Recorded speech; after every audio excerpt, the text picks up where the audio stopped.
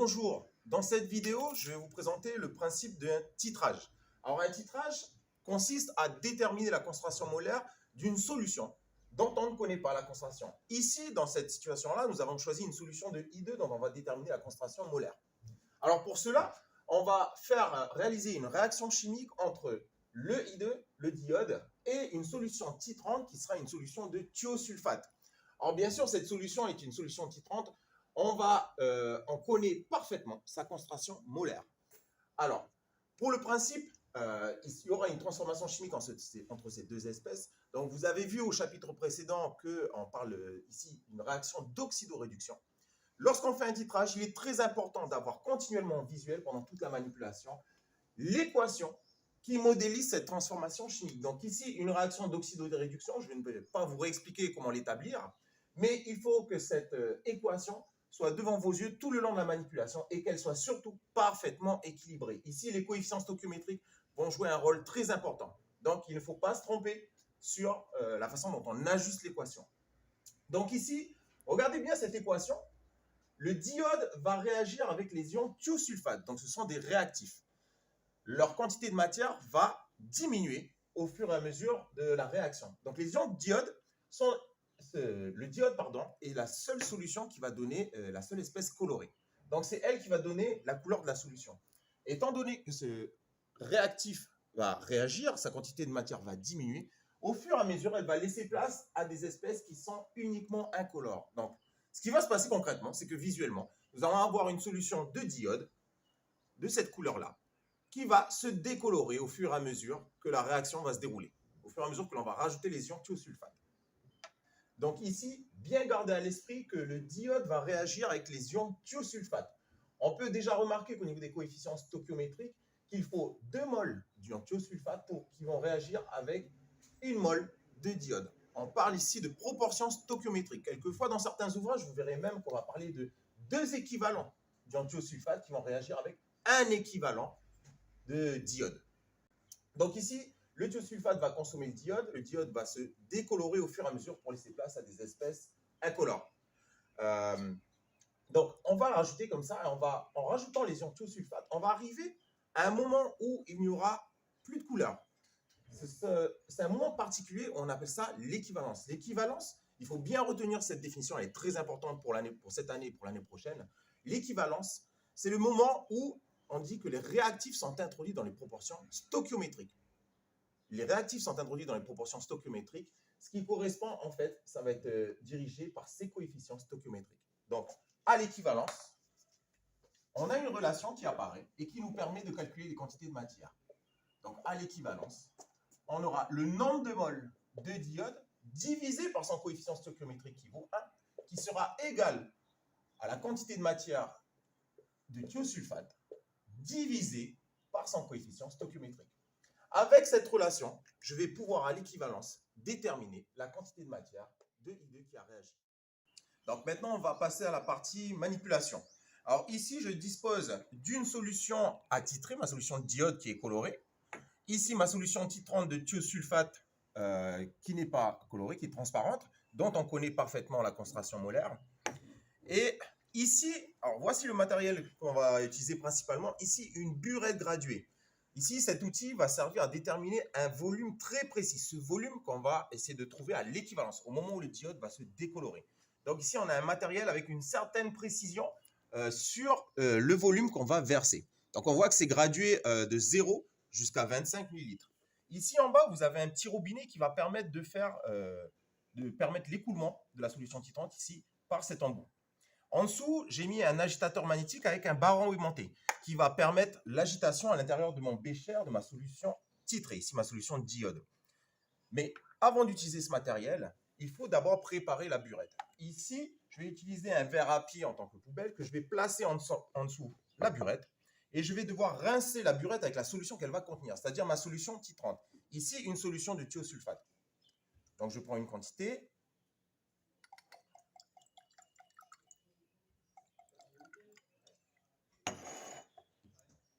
Donc ici, j'ai bien marqué sur mon bécher qu'il contient les ions thiosulfate. Et je vais rincer ma burette. Je m'assure que le robinet est bien fermé. Et ici, je rince en faisant le tour de la burette. Voilà. Donc ici, le surplus va être chassé. Donc, je renverse la totalité de la solution titrante que j'ai utilisée pour rincer. Donc, je laisse se vider. Une fois cela terminé, on va préparer et on va remplir notre burette avec la solution titrante. Là. Donc, on va dépasser volontairement le zéro.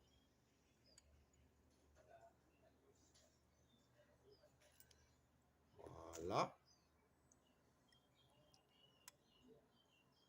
Alors, c'est important de dépasser parce que ici, en général, en bas, au niveau du robinet, il va y avoir une bulle d'air qui va s'accumuler. Alors ici, je vais devoir chasser la bulle d'air.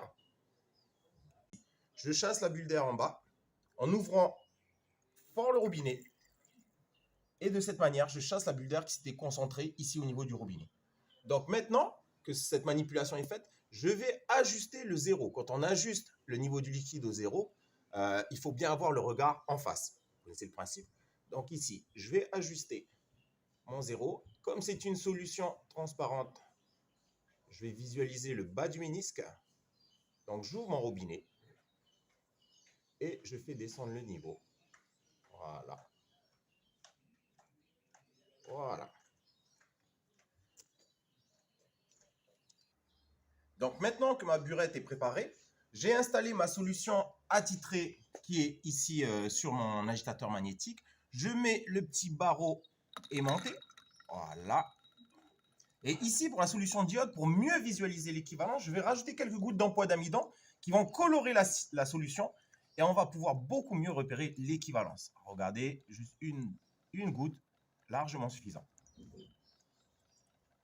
Hop. Alors, je vais faire un premier titrage grossier, pas précis, pour visualiser à peu près à combien est mon volume équivalent. Alors, regardez comment on manipule ce petit robinet. On va essayer de faire couler goutte par goutte. Il faut vraiment maîtriser le débit. Donc là, un peu trop rapide.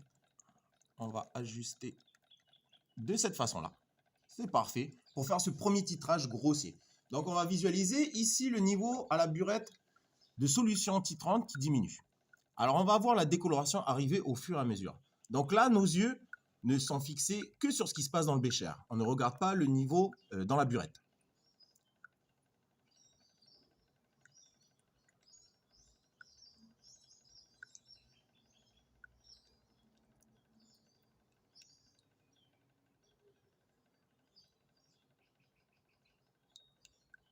Je couperai après au montage. Oui, mais tu vas te faire en accéléré. Ouais.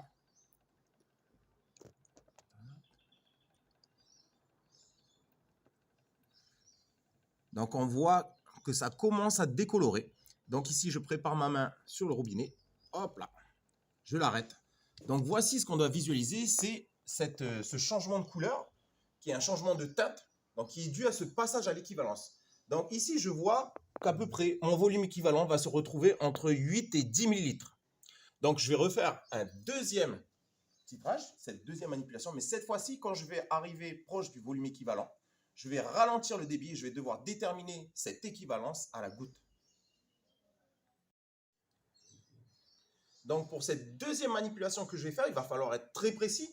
Et on va remarquer qu'à la première manipulation, l'agitation était trop élevée et ça a fait des éclaboussures le long du bécher. Alors, pour la deuxième manipulation, je diminuerai l'agitation pour éviter ces éclaboussures car cela pourrait fausser ma lecture du volume à l'équivalence. Donc ici, j'ai réajusté le zéro dans la burette graduée. J'ai ajusté mon agitation magnétique pour pas qu'il y ait d'éclaboussures. Donc ici, grâce à la manipulation précédente, je sais que mon volume équivalent se situe entre 8 et 10 millilitres. Donc je vais descendre assez rapidement pour m'approcher de 8 millilitres et je vais m'arrêter avant. Donc ici, un débit assez fort. Voilà, je laisse couler. Je maintiens et je ralentis lorsque j'arrive proche de 8 millilitres. Et là, je vais laisser tomber au goutte à goutte. Alors là, j'ai quand même un débit assez rapide. Mais lorsque je vais me rapprocher, je vais ralentir tout doucement. Et là, quand j'arrive Quand j'arriverai à 8 millilitres, je vais bien ralentir le débit. Là. Et je peux laisser goûter plus lentement. Là. Alors ici, mes yeux restent concentrés sur la solution et je me prépare à fermer le robinet quand j'approcherai de l'équivalence.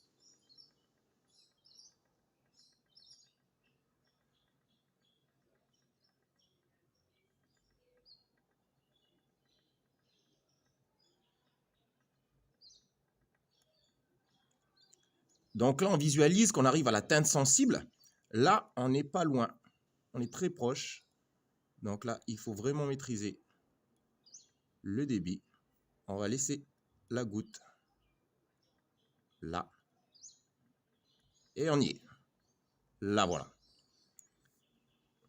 Ici, nous arrivons à l'équivalence. Donc, première chose à faire, lire le volume à l'équivalence. Ici, j'ai un volume de 9,7 millilitres.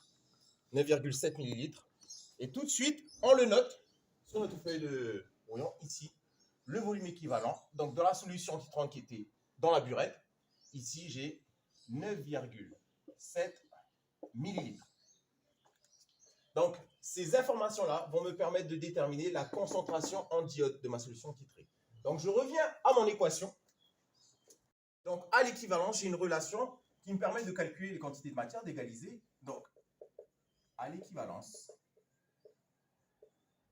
donc la quantité de matière de diode divisée par son coefficient stoichiométrique de 1, qui est égal à la quantité de matière du thiosulfate divisé par le coefficient stoichiométrique ici qui est 2. Donc ici, avec la formule N est égal à C fois V, je remplace chaque quantité de matière par C fois V. Donc ici, concentration de I2 fois le volume de I2 est égal à la concentration molaire de S2O3 2- multiplié par le volume, ici le volume du thiosulfate, c'est le volume à l'équivalence qui était contenu dans la burette, et je n'oublie pas, divisé par 2. But du jeu ici, déterminer, on n'oublie pas ce qu'on va déterminer, c'est la concentration molaire de notre solution titrée. Donc ici, je dois isoler la concentration molaire de I2. Pour cela, je vais donc supprimer et multiplier par volume de I2, je vais diviser par VI2. Donc je vais faire la même chose de l'autre côté. Donc ici, ça se simplifie. J'obtiens C de I2 est égal à CS2O3 2- multiplié par le volume équivalent divisé par 2 fois le volume de I2. Je fais l'application numérique. 0,10 fois le volume à l'équivalence. Alors, ici, on vous a souvent demandé de convertir les volumes en litres. Mais ici, ayant un volume en haut au numérateur et un volume au dénominateur, les unités doivent s'annuler. Donc ici, je peux me permettre de laisser les volumes en millilitres, mais il faut qu'ils soient tous en millilitres. Donc ici, la conversion n'est pas nécessaire. Donc le volume à l'équivalence, j'avais 9,7 divisé par 2 fois le volume de I2, donc il était 10,0 millilitres. Alors ici, on travaille à la calculatrice.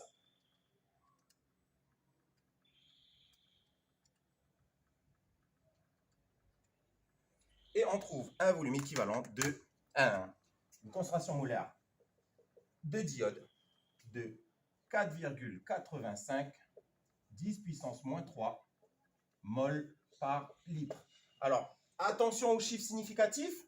Ici, j'ai 2 chiffres significatifs. Ici, 2, ici, 3. Donc, la règle m'impose mon résultat avec 2 chiffres significatifs. Je vais donc arrondir à 4,9 10 puissance moins 3 mol par litre.